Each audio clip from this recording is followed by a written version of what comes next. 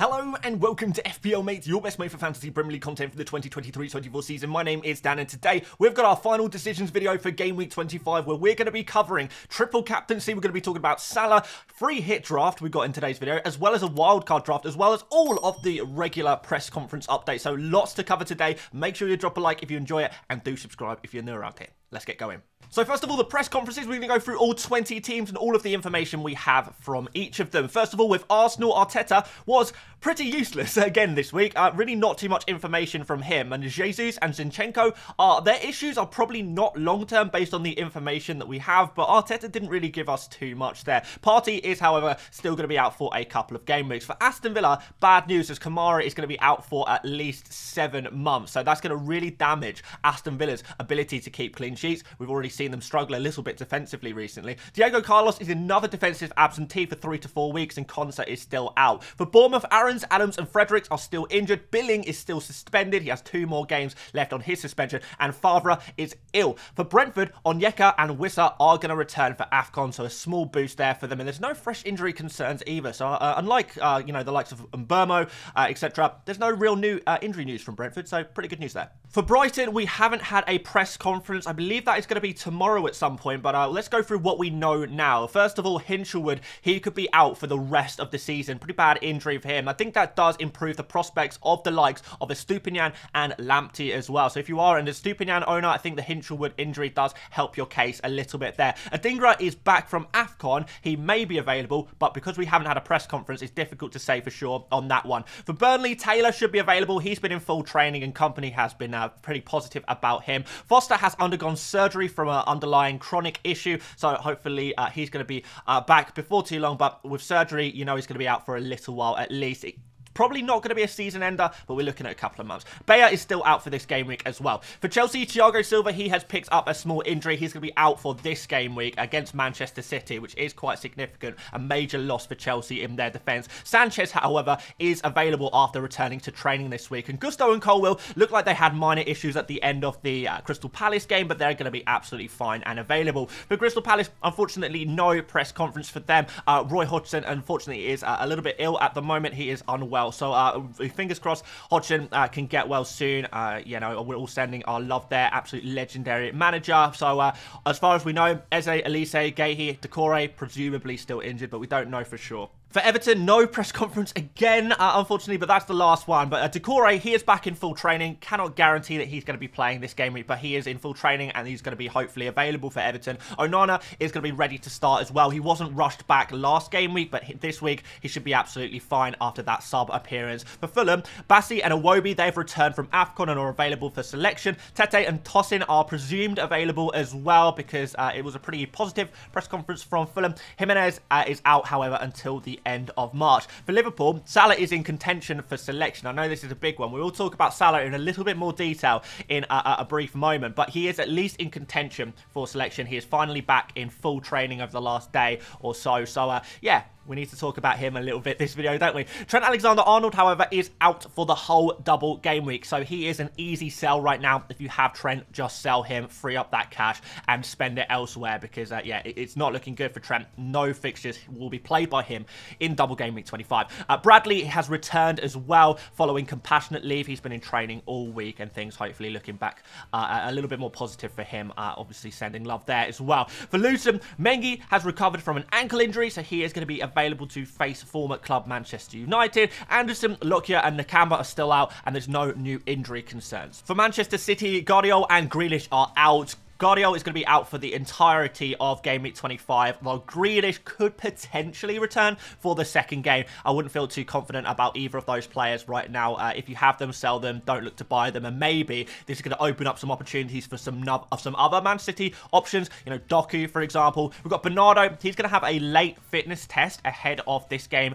against Chelsea. But I wouldn't feel too confident about Bernardo right now. Possibly a sell if you have him. And Haaland, he has got a family funeral general between the two double game week fixtures. He is going to be playing this week against Chelsea at the weekend, and the game against Brentford, presumably he is going to be fine. He's definitely available. You know, it's not going to interfere with the timings. In terms of timings, he's going to be absolutely fine to come back and play in that second fixture. So anyone who's been worried about Haaland a little bit there, I wouldn't feel too worried at this moment about his availability for this double game week. For Manchester United, Luke Shaw, he is a doubt, but he may pass a late fitness test. Lisandro Martinez is out long-term, and Wan-Bissaka has picked up a new injury as well. For Newcastle, Wilson has undergone surgery and is going to be out for 2 to 3 months, so quite a lengthy spell out for Wilson, which is good news for Isak in the long term, but Isak and Willock, they're close but unlikely to feature in game week 25. And finally, Murphy hasn't trained, but again, remember, all of this is from Eddie Howe, and Eddie Howe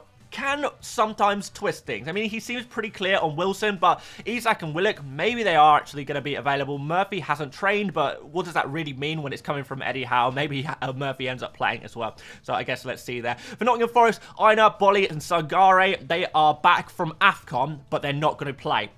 So, yeah, obviously, congratulations to those guys winning AFCON, but yeah, it looks like they're not going to be available for selection this game week. Montiel is out with a hamstring injury, and Chris Wood also has a hamstring injury, and he's going to be out for 2 months. So, a lengthy spell out for Chris Wood. For Sheffield United, McBurney and Brereton Diaz could be available. Not 100% sure there, but the manager seems optimistic. Norrington Davies has picked up a hamstring injury, so he's going to be unavailable. And Gribic is back after a concussion absence. Obviously, the concussion protocol ruled him out last week, but this week he is going to be back in the starting 11. For Spurs, new injury news coming out today that Pedro Porro is going to be out for a couple of weeks. So he's going to miss this game week. He's going to miss next game week, which is blank anyway for Spurs, but it's not looking good for Pedro Porro. Maybe a player to just sell if you have free transfers to use. Udogie, similar situation. He's going to be out for this game week, hopefully no more. But again, game week 26, Udogie, Spurs don't play anyway. So Pedro Porro, Udogie, possibly players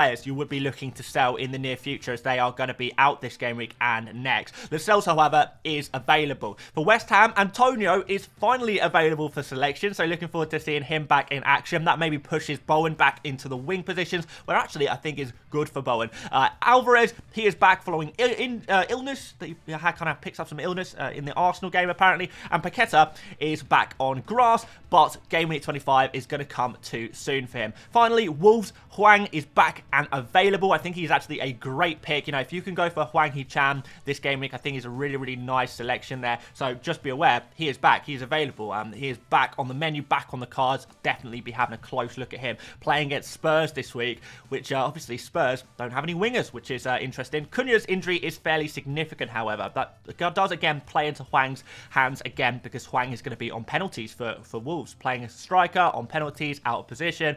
Yeah, Hwang, honestly, I'm feeling him as a pick at the moment. I really am, despite the single game week. Okay, let's talk about Mo Salah. I know you guys want to have this discussion, so yeah, let's go through what we know right now. So Jurgen Klopp has said Mo Salah is back in full training. He is in contention, of course. Now, here are the facts. A hamstring injury can reoccur if not properly managed. Klopp prefers not to rush players back from injury. Liverpool blank next game week, and probably in game week 29 as well. Liverpool also have the League Cup final just days after their second fixture in game week 25. And also, another more positive fact, I guess, is that we should get Liverpool lineup leaks pre-deadline. So join me on the deadline stream tomorrow morning, and we'll be trying to leak some Liverpool team news for you guys, so you'll know more about Salah. It's going to be useful in a double game week. So that does sound fairly negative, but I just want people to be kind of aware that yes, Salah is in contention, but that doesn't mean he is going to play. Hopefully we'll find out that news for the first game at least, but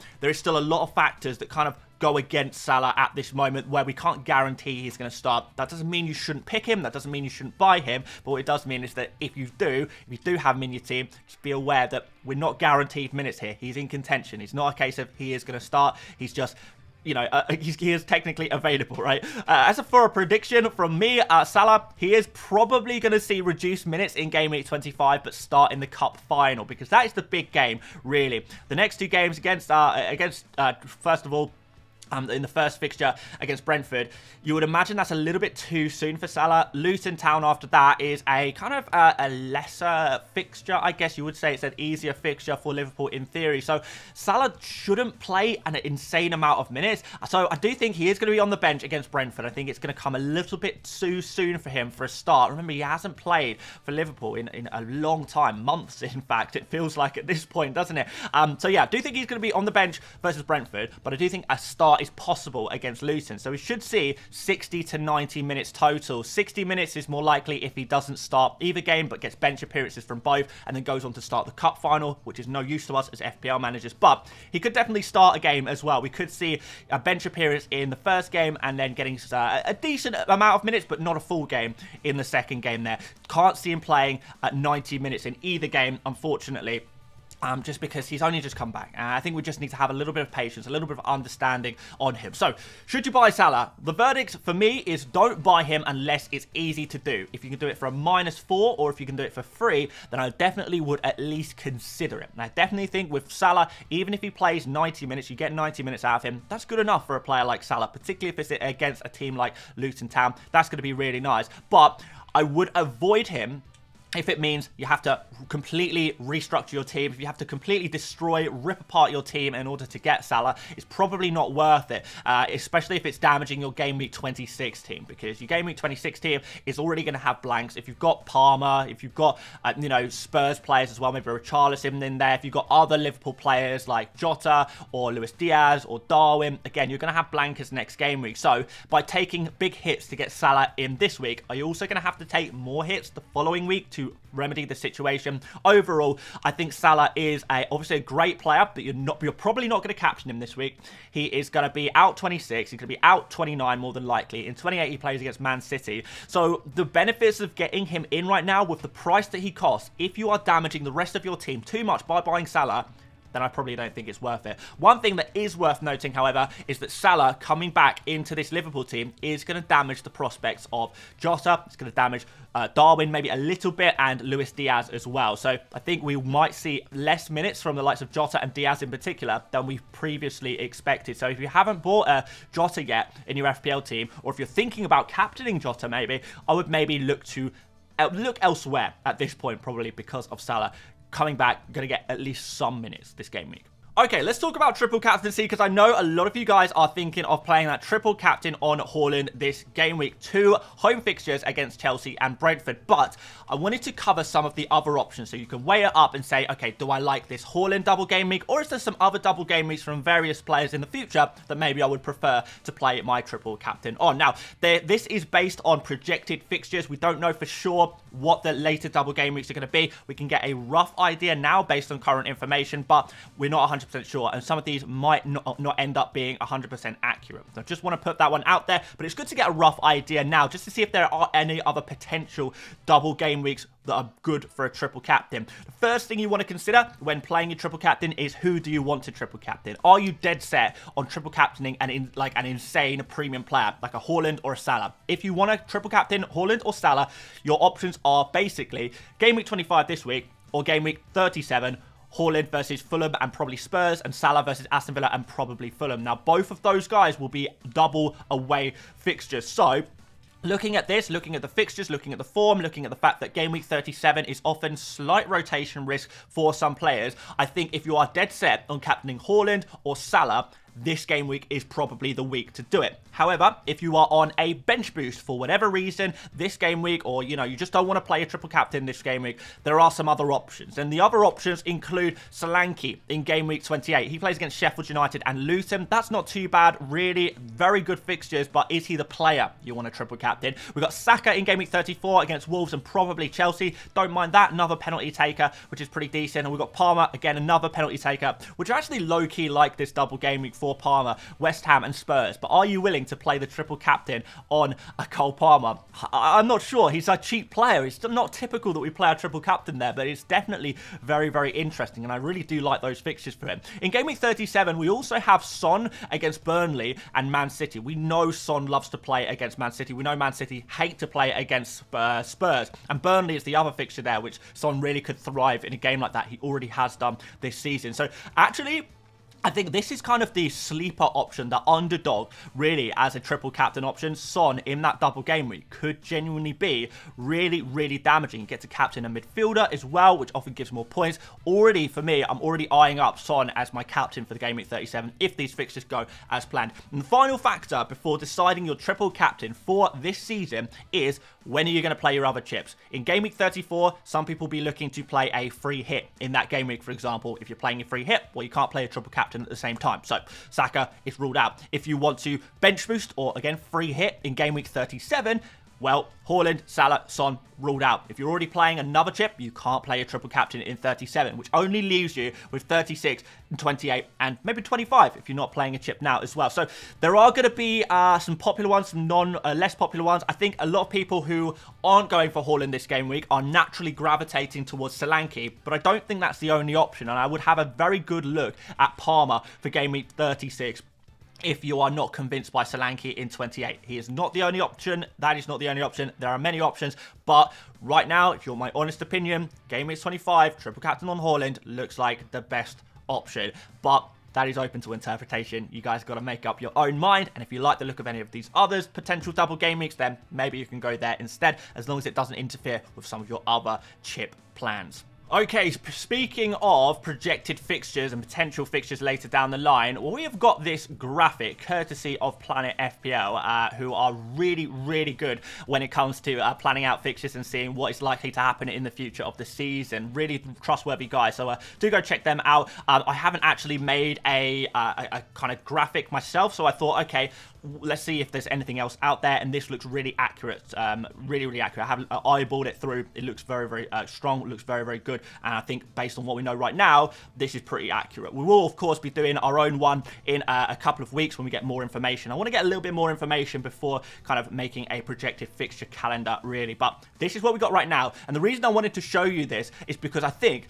for game week 25, you probably want to have a good idea of your chip strategy before the game week 25 deadline, and I think there's some key things to note here. Of course, we've already spoken at length about 25, 26, 28, and 29, but later on in the season, we haven't spoken about it as much because we don't actually know for sure who's going to be playing and who's going to be blanking. So we've got two double game weeks in 34 and 37 with a minor blank in 34 that shouldn't affect us too much as it's only Fulham and Spurs. I think if you are going big on Spurs, then maybe 34 is a good free hit opportunity, because after that we could see Spurs double in 36 and 37. So if you can somehow triple up on Spurs for the game week 29 blank game week, then free hit in game week 34 instead, then all of a sudden in game week 37 things are going to look pretty good for you. For 36, 37, two double game weeks back-to-back for Spurs, that would look really, really nice. Another thing here is that the game week 34 and 37 look completely incompatible. Like, you want a completely different team for 34 compared to 37, which means one of two things. You're either going to need to free hit in 34 or you're going to need to wildcard in 35. I don't really see another way around it. You have to choose one of those, or one or the other, if you want to make the most of both 34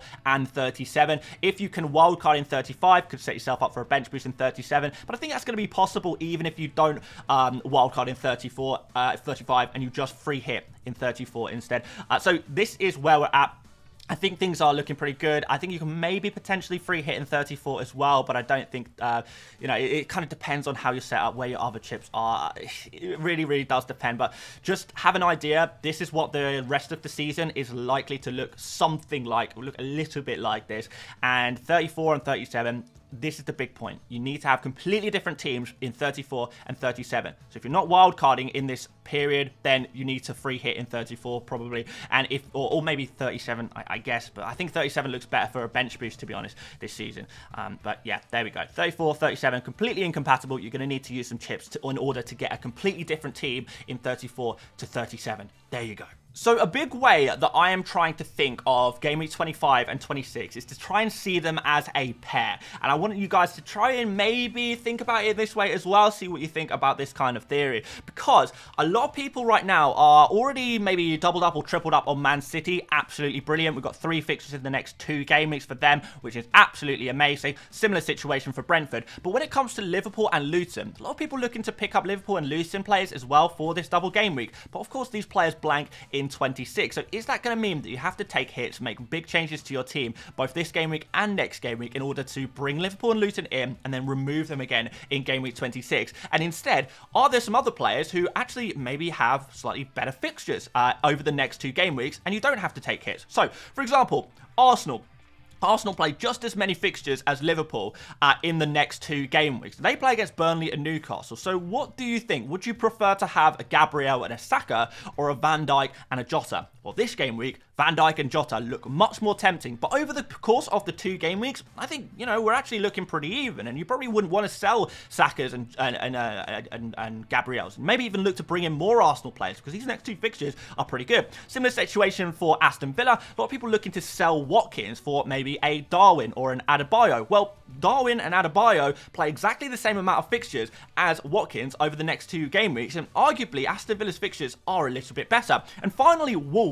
They're a team I really want to talk about right now. I've spoken about Hwang already, maybe Neto as well. Really like the look of Wolves players at the moment. If you're thinking about going for Luton Town players right now against Manchester United and Liverpool in the next 2 game weeks as a pair, well, why not go for a pretty much just as cheap Wolves player? You know, rather than a Barkley, why not go for a He-Chan? 0.5 million more expensive, you get better fixtures from him, and you get the same amount of fixtures from him. So it kind of seems like maybe that's the way to go. So Luton, potentially a trap this game week. The only exception would be if you're also building towards game week 28 and 29. But if you're free hitting in 29 or wildcarding before 29, then again, maybe Luton Town players are going to be a bit of a trap. Be aware of game week 26 with Liverpool, Luton, Chelsea and Spurs blanking. Are you going to be able to field a full 11 next week? How many hits are you going to need to take in order to do that? And is it worth it? Right, free hit draft for game week 25. Those of you guys who are free hitting or just want to get an idea of what I personally believe is kind of the best kind of team for this game week, well, it would include a lot of double game week players. In fact, 10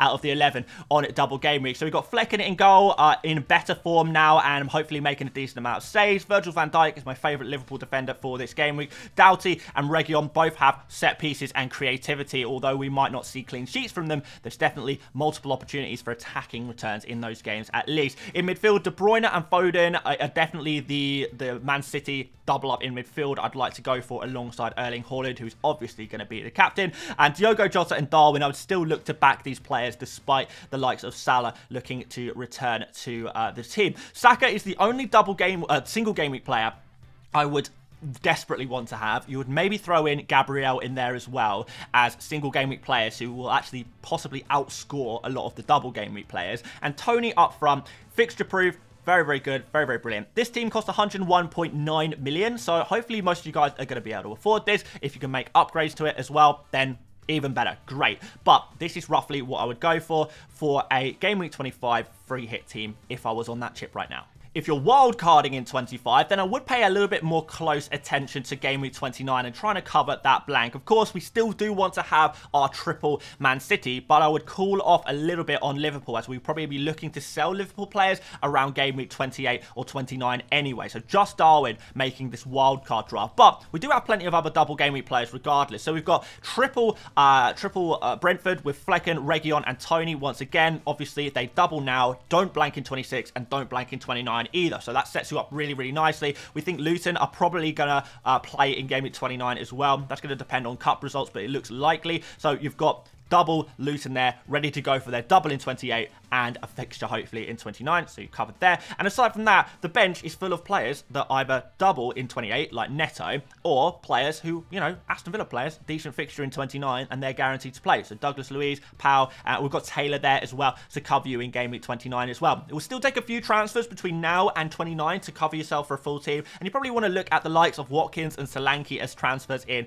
over the coming game weeks as well. But overall, I think this works as a wildcard draft to cover you from now all the way till game week 29 and possibly beyond as well, if you also have the use of some other chips. And finally, goalkeeper start order. Alisson is probably the best goalkeeper this game week. I think we all agree on that one, won't we? Ederson is also pretty good as well, and Flecken and Kaminsky finishing up the top four, all with double game weeks. Outside of the double game week goalkeepers, Raya, Pickford, Onana look pretty good this week. And if you are a Dubravka owner, I would be looking to play him over the likes of Areola and maybe some of these other goalkeepers as well. So overall, guys, double game week players are the best. I would look to play Dubravka over Areola. Turner is obviously a thing of the past. Don't know what other goalkeepers you have, but there is your start order. Play the one who is higher on this list, in my personal opinion. And that should hopefully cover everything you need to know for Game Week 25. If anything's missing, then maybe it's in another video. Make sure you check out our other Game Week 25 videos from this week. But if you have any further questions, leave a comment and we will be doing our best to answer them. Aside from that, guys, I will see you tomorrow for a deadline stream where we'll hopefully be leaking some early Liverpool news. And again, video there if you want to check out another Game Week 25 one. There we go. Thank you very much for watching once again, and I will see you tomorrow for the stream. See you later, mates. Bye-bye.